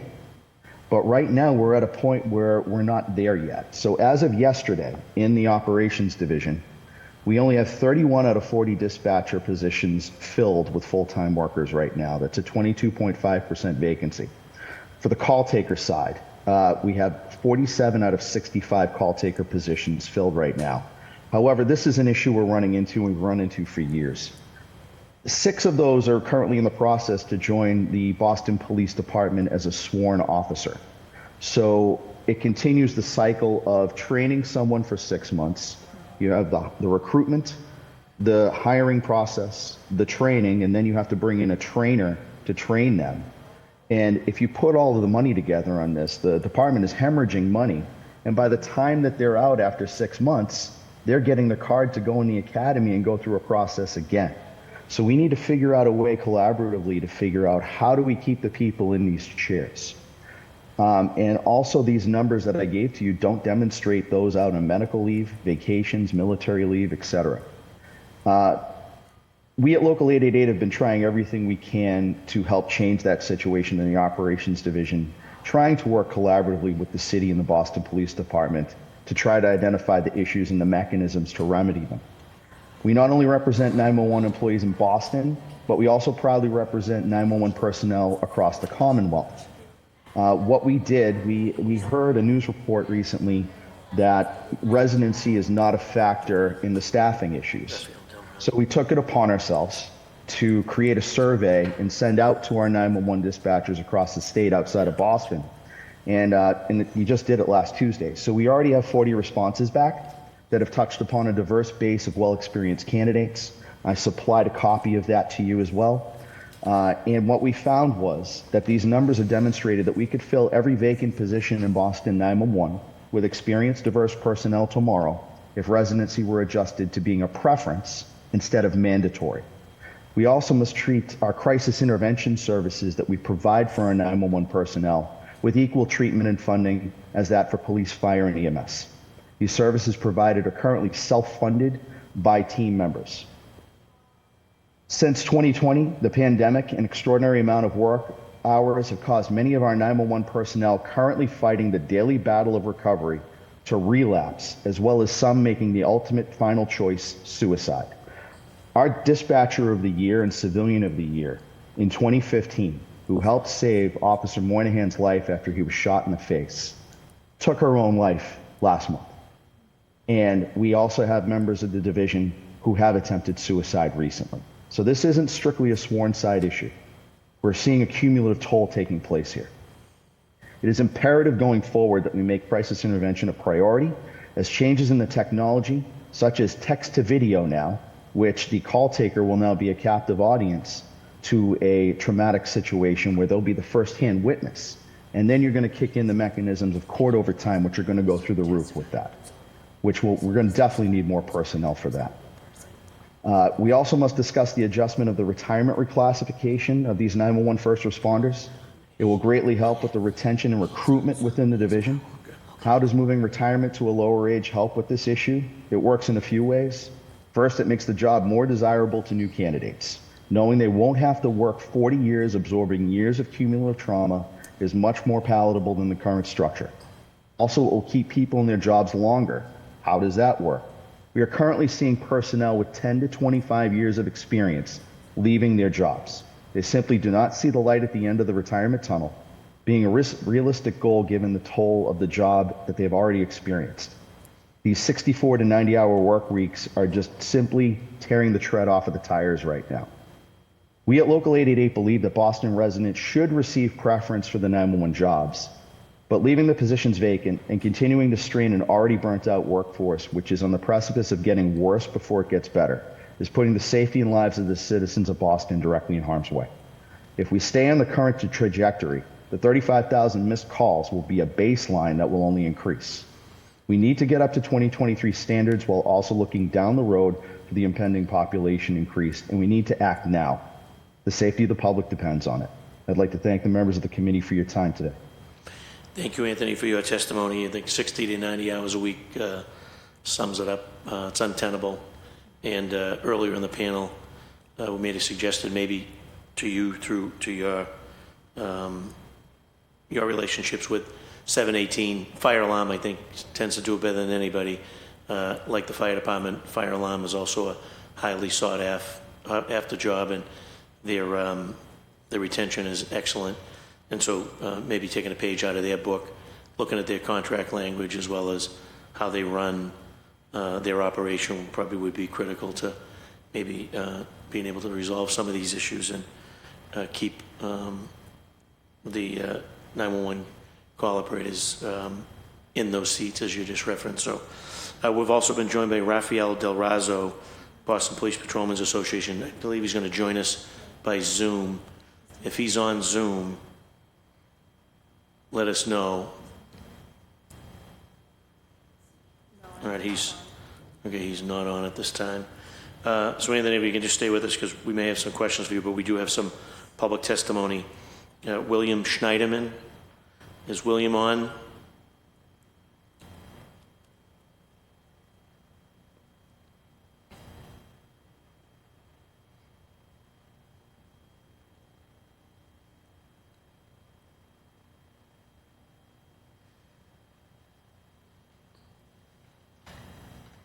I am unmuting myself. Good morning. Can you hear me? Good morning. We can hear you loud and clear. If you could just state your name and any affiliation for the record, you have the floor to offer 2 to 3 minutes of testimony. Thank you very much, Chairman Flaherty. My name is William Schneiderman. I'm a longtime resident of the city of Boston, and I am entirely unaffiliated with no conflicts of interest, and I have no financial stake or financial relationship with any of the parties who have testified here today. Having said that, Chairman Flaherty and members of the City Council, thank you for the opportunity to provide testimony at this very important hearing to discuss increasing emergency services in tandem with population growth in the city of Boston. My comments are geared towards EMS, although I want to thank you and President Flynn for calling out the absence of the Boston Police Department, which I think is disgusting, given the number of leadership positions in that organization. I think their absence is a slap in the face. Having said that, my name is William Schneiderman. I'm a longtime resident of the city of Boston. I've dedicated 45 years of my career to emergency medical services, public health, public policy and planning, and to public advocacy. I've served in numerous leadership positions at the federal, state, regional, and local levels, where I was an architect of public policy relative to emergency medical services. In addition to that, I've practiced as a paramedic for more than 40 years. I offer the following. I vigorously encourage the City Council and executive branch of city government to embrace and provide their unwavering support to the third service medical model for delivery of EMS in the city of Boston, meaning Boston EMS remains independent of the Boston Police Department and the Boston Fire Department, ideally situated in an independent medical public health home like the Boston Public Health Commission or Boston Medical Center. The delivery of emergency medical services is an extension of public health and the practice of emergency medicine, EMS medicine, and pre-hospital medicine. It is not and should not be a public safety service. The City Council and executive branch of city government must embrace and sustain this model, which is recognized and idolized nationally. In my opinion, if you want to destroy 40 years of Boston EMS, you put Boston EMS under the fire department. That issue came up early on. I think there's no issue with housing Boston EMS ambulances in the fire department, but if you change the administrative hierarchy and medical hierarchy of Boston EMS, that will lead, in my opinion, to the outright demise and lives lost in the city of Boston. Boston EMS requires funding and support commensurate with their current and future demands, based primarily on population and transit employee and visitor base. Boston is a world-class city with world-class medicine, education, commerce, and an international airport with many moving high-risk parts, and as a result commands the financial resources to deliver the commensurate level of patient care and service. I'll point out with regard to the international airport, not only is that international airport a place with many moving parts, it is on an island separated from all of the downtown hospitals, making ingress and egress a problem, as has already been pointed out by Chief Hooley. We live with that problem all summer long, and we had a catastrophe there last week, which the City Council should probably take a close look at. So we are this internationally recognized city with tremendous resources, including our City Council, so thank you for your service and leadership. Data and data analytics specific to the demands for Boston EMS services, the rate at which those demands are satisfied and not satisfied by Boston EMS and patient outcomes must guide the establishment of public policy. I am not suggesting that you write a check to Boston EMS to increase their budget by something fold. I believe that the City of Boston, ideally, and not the Boston Public Health Commission, should retain and engage one of the nationally recognized EMS consulting firms to study the present and future demands of Boston EMS and to provide an outside, independent expert perspective on the same. In the short order, Boston EMS must establish, I underscore, must establish a balanced scorecard with publicly disclosed data that demonstrates multiple metrics of the system's performance and services delivered and rendered by Boston EMS, including the rate that Boston EMS fulfills the public's calls to 911, their response time, the frequency that calls for life-threatening conditions are answered by paramedics. Boston EMS must shift their current model from supplementing the delivery system with private ambulance services and private ambulance service resources to delivering EMS services by Boston EMS, not independent agents or contractors. In closing, thank you for the opportunity to offer this testimony and for your careful analysis of the public health and EMS demands of residents and visitors of the City of Boston. Boston EMS is very clearly under-resourced at the present. This must change. Thank you. Thank you, William Schneiderman. Appreciate your testimony. Do we have Tom Reedy?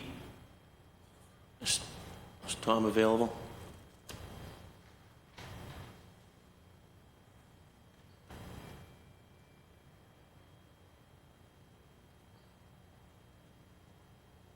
Hi there, Counselor. Can you hear me? Yes, I can. Is that you, Tom? It is, yeah. Thank you. We can hear you loud and clear. Just name, and I know you well, name and affiliation for the record for those that are viewing and participating. Will do. Thanks, Chairman Flaherty and Councilors Coletta and Murphy for the hearing. My name is Tom Reddy. I'm a resident of the South Boston waterfront and a board member of FP&A, the Neighborhood Association, covering Fort Point and portions of the Seaport. I again want to thank you for the opportunity to provide comments on Docket 1043. I fully support an approach that links the city's growth to the expansion of public safety departments. In our neighborhood, we have firsthand experience of the consequences of this lack of coordination. Over the past decade, we have added more than 5,000 residential housing units and constructed over 10 million square feet of commercial development that brings 40,000 new daily commuters into the Seaport. However, during this period, not a single fire station, EMS station, or increase in staff at BPDC 6 has occurred. As you have heard, only this year, primarily through the advocacy of Councilor Flynn, has the BPDA, BPHC, and BFD started planning for an EMS and fire station in the Raymond L. Flynn Marine Park. It is evident to us, and hopefully now to you, that additional capacity should have been established in tandem with our neighborhood growth. I would offer to prevent similar situations in other communities, other than taking the immediate actions that have been discussed today by the public safety chiefs in front of the panel. I believe a number of things perhaps should be considered. First, the city's public safety agencies must actively participate in the comprehensive neighborhood planning efforts that are currently being conducted by the BPDA. Where neighborhood needs assessments do not include public safety input, those specific planning efforts should be temporarily halted to allow ample time for the agencies to evaluate current proposals and provide input. As mentioned, this would be similar to Plan Charlestown, but it would elevate public safety above, I guess I would put it in quotes here, the pilot phase that it appears it is currently in.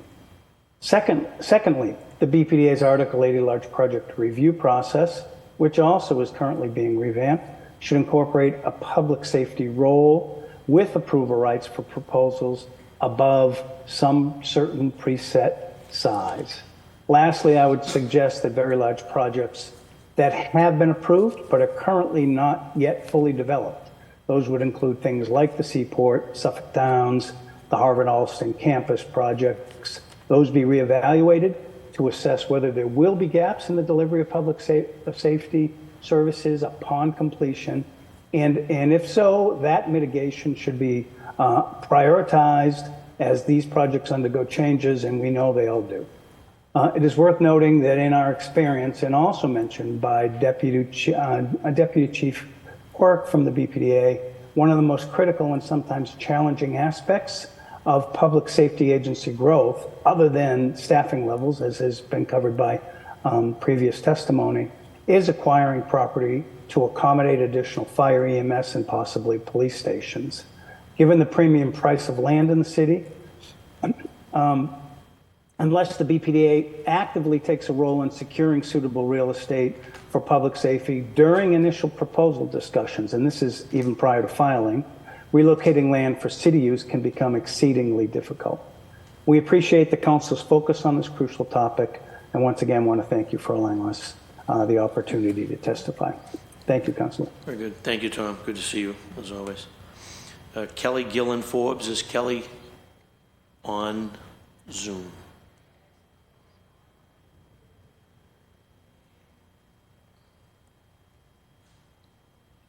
Hello, councilors. Can you hear me? Yes. Okay. Good afternoon, Kelly. Great. You have the floor. If you could just state your name and any affiliation, and then you can offer testimony. Yes, thank you. My name is Kelly Gillen Forbes, and I am a resident of Charlestown. I actually live at 8 St. Martin Street, and I am the one who pulled the box when my aunt had her stroke back on May 19th. So I would like to say thank you very much to Councilors Flaherty, Coletta, and Murphy for having this hearing.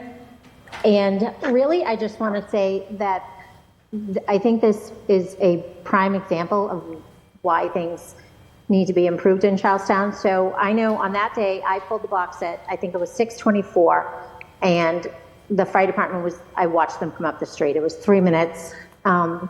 They were able to provide oxygen and some care to my aunt. They immediately contacted EMS to get an ambulance out there to us. It was anywhere from 45 minutes to an hour before it got there. I actually had my aunt's son-in-law walked from the garden to get over there, and he got there before we got any ambulance there to help her. And as it was a stroke, everybody knows time is of the essence in treatment, and luckily she is making a great recovery. But we have an ambulance in Charlestown, and we know that ambulance was at the time at the south end. I would suggest that something that might be able to help would be a mutual aid agreement as Somerville has a mutual aid agreement with Cataldo Ambulance. And I don't know if that's something that the city can work on to alleviate this problem in places like Charlestown, East Boston, where we are sort of stranded away from the city. And that might be something that could help, and especially with the development that's going on. We're looking at adding, I think, 35,000 people to Charlestown, and we can't get services for the people that we have already. And I understand that there's talk about getting another bay and another fire station, but truthfully, even if we do that, it's years away before that happens, and that's not going to help the next person like my aunt who doesn't get serviced because our ambulance got sent someplace else. So that would be my request, is that the council and the city may be looking into having some sort of a mutual aid agreement so that things like this don't happen again. And I just want to again thank you, all for having this hearing and bringing this issue to light. Thank you, Kelly, for your testimony. Obviously, sorry that was your aunt and your family's experience, and happy to hear that she's recovering, and offering our best to her and to the Gillen and Forbes family. Do we have Thank you Matt? very much. You're very welcome. Do we have Matt Anderson? Is Matt on?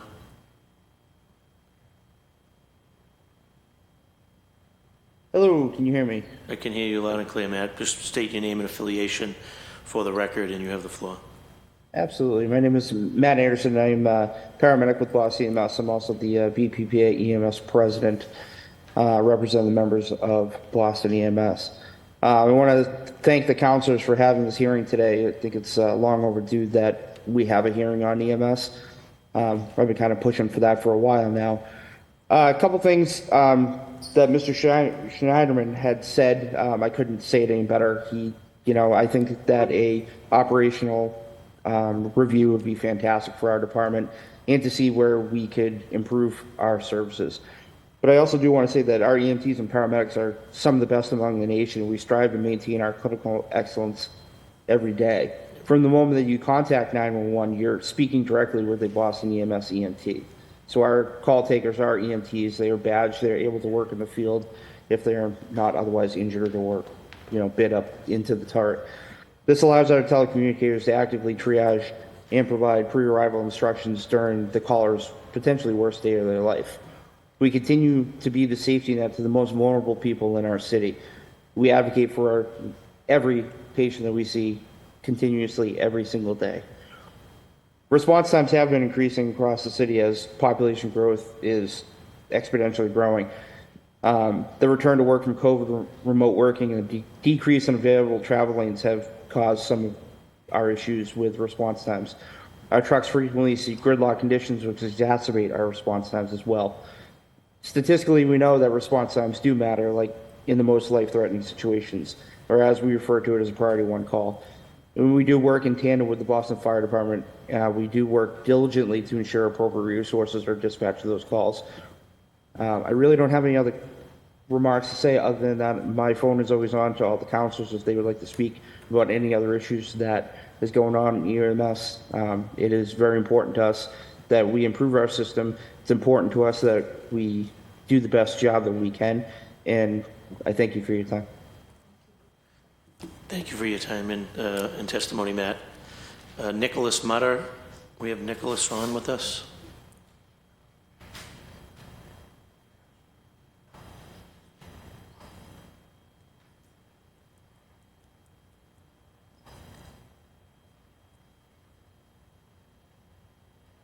Nicholas, can you hear us?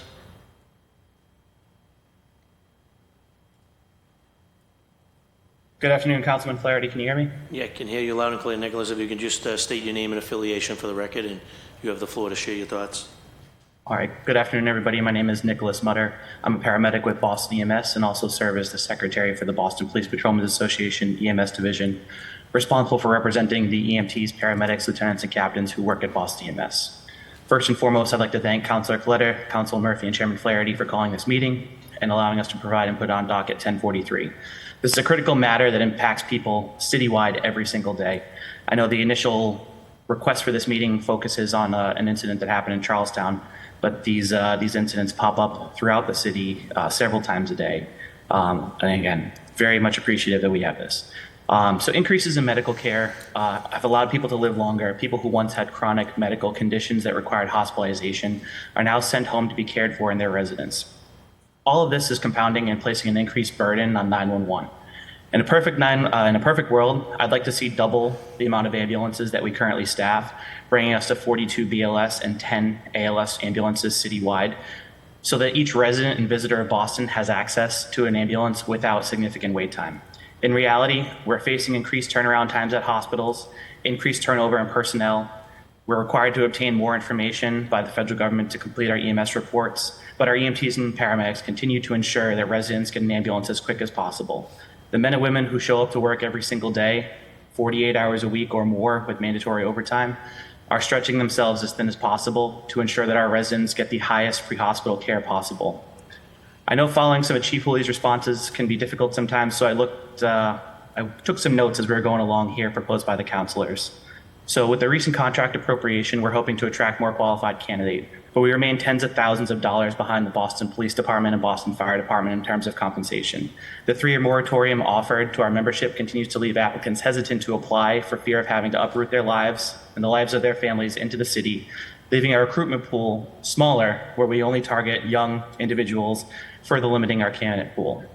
Boston EMS maintains the only public safety agency that you must have a certification to even apply for the position to become an EMT recruit.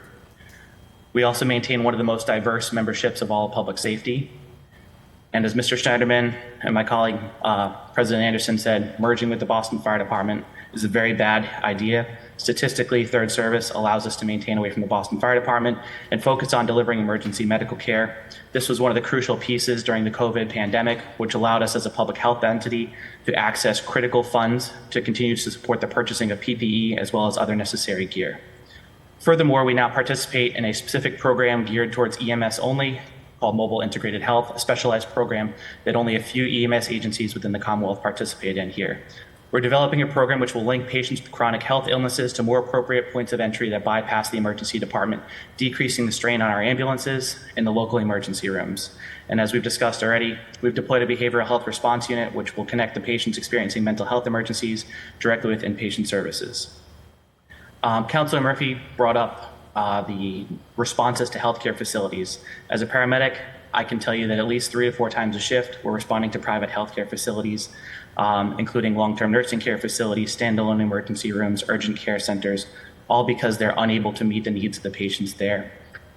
The reason that they're calling 911 is because the private ambulance companies lack the pay, lack the attractive kind of employability to retain their employees. So that then trickles down to the facilities calling 911 for subacute patients. In response to Mrs. Gillian Forbes, I apologize that we couldn't get an ambulance there quicker. I know our crews are working as diligently as they can to respond to emergencies. In response to your request for mutual aid, I can tell you that there is a Boston area mutual aid network, which often unfortunately goes unanswered due to the poor staffing and low pay at the private ambulance companies. Let's see, Boston EMS, as Mr. Schneiderman said, needs to hire an outside independent analysis company similar to the study that was completed by the Boston Police call takers to modernize and ensure the efficacy of our deployment model. And the union vigorously supports this and looks forward to working with the auditors and the City Council to streamline and improve the delivery to the care of our residents. Again, thank you to the members of this committee and to all the City Council members that were in attendance today for calling this hearing and your continued support for Boston EMS and the BPPA EMS division. Thank you very much, Nicholas, for your testimony. That will conclude Zoom testimony and commentary. And again, anyone here wishing to offer public testimony may do so now or forever hold your peace. Seeing and hearing no desire to do so, that will conclude public testimony within the chamber. And I'll turn it over to my two colleagues, the lead sponsors, for offering final comments or to wrap us up.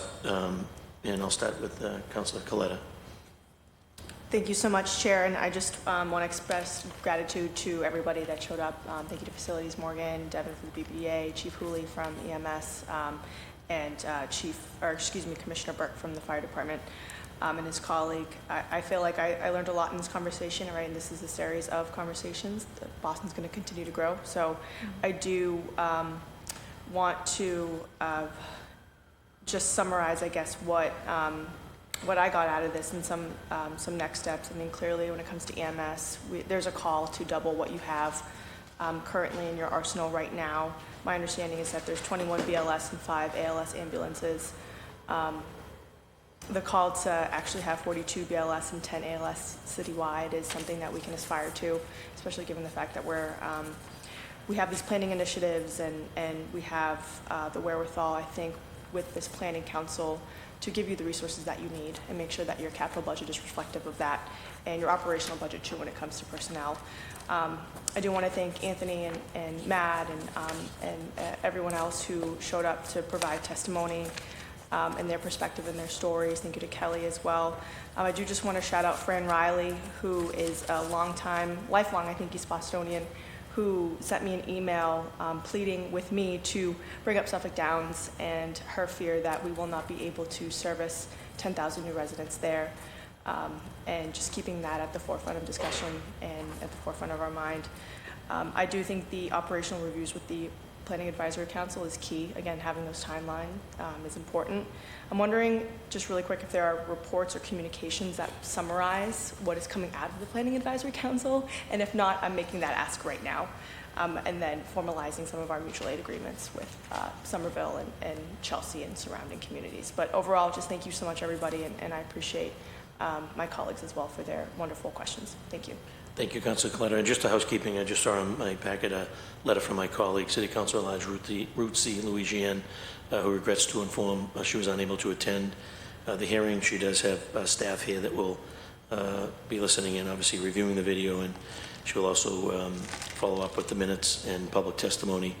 And if anyone has any questions or concerns, to call her office. And she wants it stated that she supports responsibly growing city services and infrastructure planning to correlate with the city's population growth. She also encourages the committee to continue to plan holistically and comprehensively to include healthcare, education, support services, and financial planning as part of the larger impacts of population growth as we continue to plan for the growth of our city. And she encourages the committee to ask the administration for an equity analysis on EMS response times as to the city as a whole. She believes that Boston and the administration can responsibly absorb population growth and continue to provide excellent essential services and infrastructure while safeguarding public safety and social services. Sincerely, Ruth C. Louisiane, Boston City Councilor at Large. So, Chief Hooley, you can take that question, and when you get a chance, just to respond to my colleague, Councilor Louisiane. And Chair, at this time, recognizes Councilor Murphy for final thoughts. Thank you. Thank you for being here. Knew it was happening, but just happy for you to remind us that when we think about the planning going forward, that we aren't just thinking about green spaces and all of those important things, but we're also planning for firehouses, libraries, schools, right? That we're doing it smart. So I appreciate that part of this conversation today. But I did want to thank you, Andrew, for bringing up Anthony, for bringing up the mental health of the employees. It's very important that, I say often, we talk in schools and other places that we're concerned about the mental health, but we never talk about making sure we're checking in on the employees and ourselves. And oftentimes with these forced overtimes and staffing shortages, the few days that they do have off, if they've planned an important medical appointment, it's the day they get forced. So I do hear often that our first responders, our 911 call takers are missing medical appointments, which is unacceptable. So thank you for uplifting that. We have to address that, and the stigma will only be broken down if we continue to talk about it as something we have to address. But thank you, everyone, for being here. I know the conversation will continue, and we are trying our best, but there are times when we just need to make sure that we're working together to make some real changes. And if it's adding staff or finding ways to retain, we have to spend the money we do have as a rich city to make sure that that happens for the safety and quality of life of our residents. So thank you, Councilor Flaherty. Thank you, Councilor Murphy. Thank you to my colleagues for their lead sponsorship here. Thank you to Chief Jim Hooley from EMS, also Deputy Chief Devin Quirk from the BPDA, and Deputy Chief Morgan McDaniel from Operations, is that what it's, Operations? And also Commissioner Paul Burke from the Boston Fire Department, and Chief Rodney Marshall from the Boston Fire Department for their attendance and courtesy and respect they show the council. We obviously will reach out to the police department, share them our thoughts, and to get some feedback from them through the lead sponsors and through the chair, that if we have any additional matters to include at another date or follow-up hearing, we will do that. So with respect to docket 1043, order for a hearing to discuss increasing emergency services in tandem with population growth, the Committee on Public Safety and Criminal Justice is adjourned. Thank you.